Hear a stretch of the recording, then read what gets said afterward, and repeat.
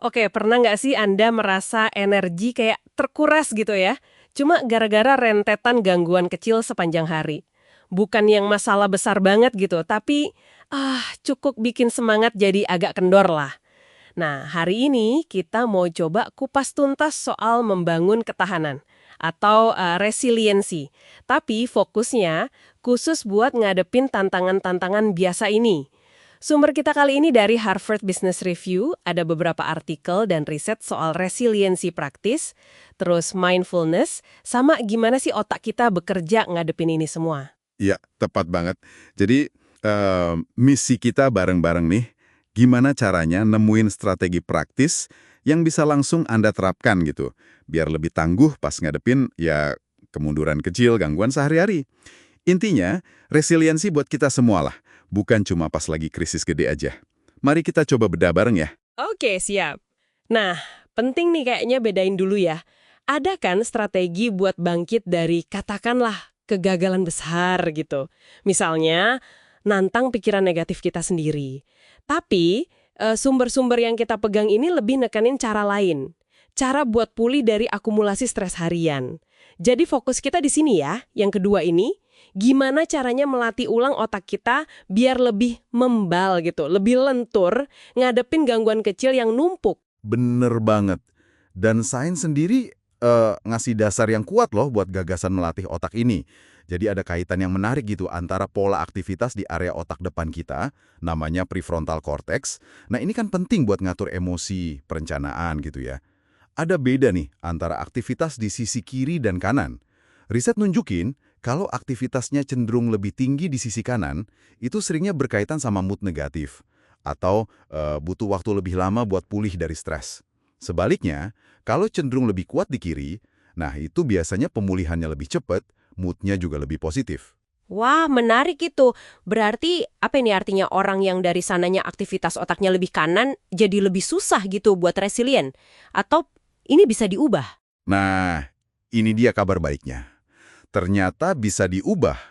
Karena otak kita itu punya yang namanya plastisitas otak. Jadi kemampuan luar biasa otak buat berubah, buat adaptasi. Sepanjang hidup kita, berdasarkan pengalaman, berdasarkan latihan. Jadi kecenderungan tadi itu bukan takdir, gitu loh. Oh, syukurlah. Bisa dilatih ya berarti. Terus, gimana caranya latihnya? Biar jadi lebih kiri, biar lebih resilient. Oke, salah satu metode yang paling banyak diteliti ya, dan terbukti efektif itu latihan mindfulness, kesadaran penuh. Ada studi yang cukup terkenal dari Richard Davidson sama John Kabat-Zinn.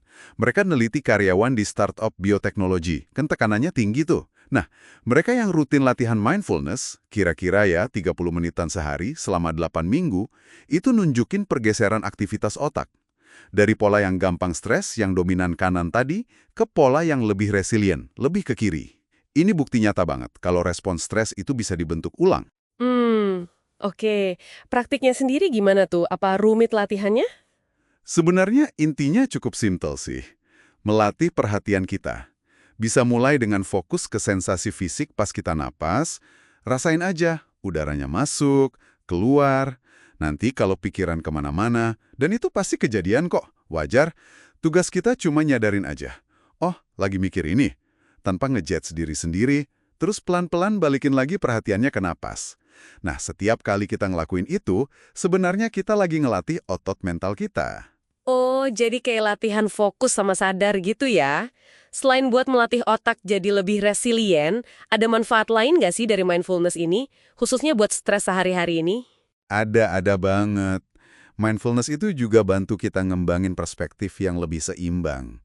Kita jadi lebih sadar kalau jarang banget ada situasi yang 100% positif atau 100% negatif. Biasanya kan setiap pilihan itu ada tantangan sama peluangnya sendiri-sendiri. Nah, kesadaran ini bisa bantu banget ngeredain stres. Apalagi kalau kita kejebak sama pikiran-pikiran yang ngebatasin kayak, wah, cuma gue nih yang bisa ngerjain ini, atau aduh, ini pasti gagal deh. Mindfulness juga terbukti bisa ningkatin fokus, ngurangin kesalahan kerja.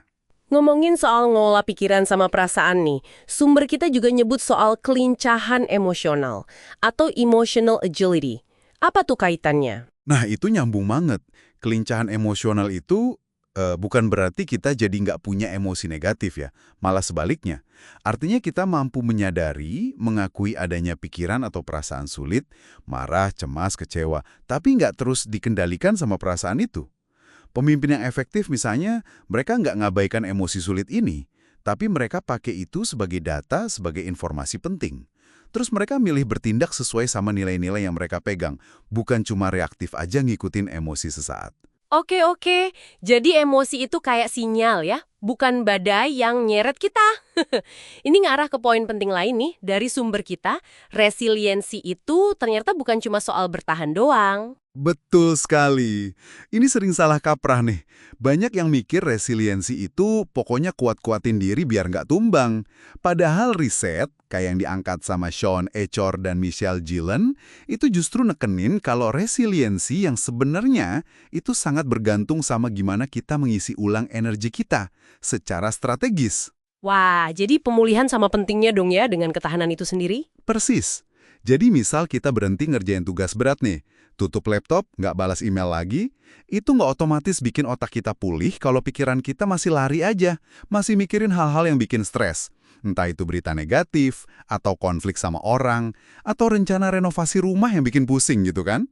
Otak kita itu butuh jeda dari mode waspada tinggi terus-terusan. Jadi penting banget buat secara sadar dan strategis berhenti. Kasih ruang buat pemulihan mental yang beneran. Bukan cuma berhenti kerja fisik aja. Oke, kalau dirangkum dari semua temuan ini, kayaknya resiliensi buat ngadepin gangguan sehari-hari ini bukan bakat misterius gitu ya, tapi lebih ke kayak keterampilan yang bisa diasah. Tepat sekali. Ini adalah keterampilan yang bisa banget dilatih. Lewat mindfulness, kita bisa bentuk ulang respons otak kita terhadap stres. Terus, dengan kelincahan emosional, kita bisa ngelola perasaan sulit dengan lebih bijaksana. Dan yang penting juga, dengan secara sadar kita ngisi ulang energi mental, kita jadi ngebangun kapasitas buat bangkit lagi. Bukan cuma sekedar bertahan mati-matian. Dan perlu diingat juga ya buat Anda semua, ini bukan konsep yang cuma buat situasi krisis gede atau buat kalangan eksekutif aja. Ini tuh alat praktis banget yang bisa Anda pakai sehari-hari buat ngadepin kerikil-kerikil kehidupan. Mulai dari rapat yang bikin tegang, sampai rencana yang mungkin agak meleset dikit dari harapan. Nah, sebagai penutup nih, mungkin ada satu pertanyaan buat refleksi Anda. Coba pikirkan. Satu jeda strategis, kecil aja. Apa sih yang bisa Anda coba masukin ke rutinitas mulai hari ini? Mungkin cuma 5 menit aja deh, menjauh dari layar gadget, atau sekedar satu momen singkat ambil napas yang dalam dan sadar di tengah kesibukan, untuk mulai melatih otot resiliensi Anda itu. Coba dipikirkan ya.